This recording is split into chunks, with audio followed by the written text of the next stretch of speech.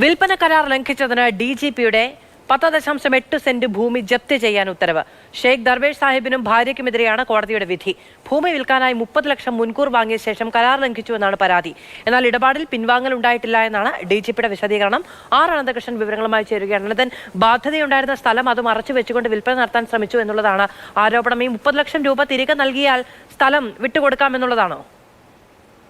മധു, സംസ്ഥാന പോലീസ് മേധാവിയുടെ ഭാര്യയുടെ പേരുള്ള പെരൂർക്കടയിലെ വസ്തുവാണ് ഇപ്പോൾ വിവാദത്തിലായിരിക്കുന്നത്. ഈ വസ്തുവാണ് തിരുവനന്തപുരം സബ് കോടതി ഇപ്പോൾ ജപ്തി ചെയ്തിരിക്കുന്നത്. വിൽപ്പന കരാർ ലംഘിച്ചു എന്നുള്ള പരാതിക്കാരൻ്റെ ഹർജി പരിഗണിച്ചുകൊണ്ടാണ് കോടതി ഉത്തരവ് വന്നിരിക്കുന്നത്. ഷെയ്ഖ് ദർവേഷ് സാഹിബിൻ്റെയും ഭാര്യയുടെയും പേരിലുള്ള 10 സെന്റോളം വരുന്ന ഭൂമി, ആ ഭൂമി വഴുതക്കാട് സ്വദേശിക്ക് വിൽക്കാൻ കരാറുണ്ടാക്കി. 74 ലക്ഷം രൂപയുടെ ഭൂമി ആണ് വിൽക്കാൻ തീരുമാനിച്ചത്. അതിൽ 30 ലക്ഷം DGP അഡ്വാൻസായി വാങ്ങുകയും ചെയ്തു.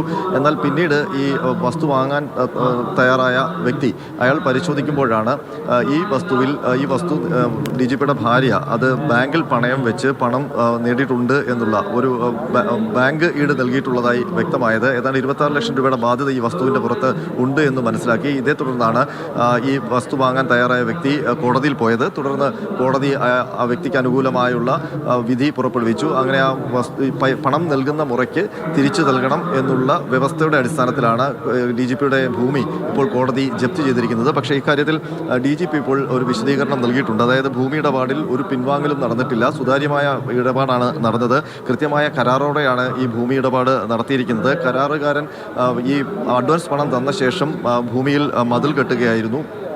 അതിനുശേഷം ഈ മതിൽ കെട്ടിയ ശേഷം 3 മാസം പിന്നിട്ടിട്ടും, കരാറുണ്ടായി 3 മാസം പിന്നിട്ടിട്ടും ബാക്കി പണം തരാൻ തയ്യാറായില്ല. ഇത് ചോദിച്ചതോടെ ബാക്കി പണം ചോദിച്ചപ്പോൾ അഡ്വാൻസ് തിരികെ ചോദിക്കുന്ന ഒരു നടപടിയാണ് ഉണ്ടായത്. ആ അഡ്വാൻസ് നൽകണമെങ്കിൽ ഭൂമി വിറ്റ ശേഷം നൽകാം എന്നാണ് താൻ പറഞ്ഞത്. പിന്നീട് പരാതിക്കാരൻ അതേ തുടർന്ന് കോടതിയിലേക്ക് പോവുകയായിരുന്നു എന്നാണ് DGP ഇപ്പോൾ വിശദീകരിക്കുന്നത്. മാധു, ശരി, നൽകിയത് 30 ലക്ഷം അഡ്വാൻസ് വാങ്ങിയതിന് ശേഷം കരാറിൽ നിന്ന് പിൻവാങ്ങി എന്നുള്ളതാണ്. എന്തായാലും ഈ പണം അടച്ചു തീർക്കുന്ന മുറയ്ക്ക് സ്ഥലം തിരികെ നൽകാം എന്നുള്ളതാണ് ഉത്തരവിന്റെ ഭാഗമായി പറയുന്നത്.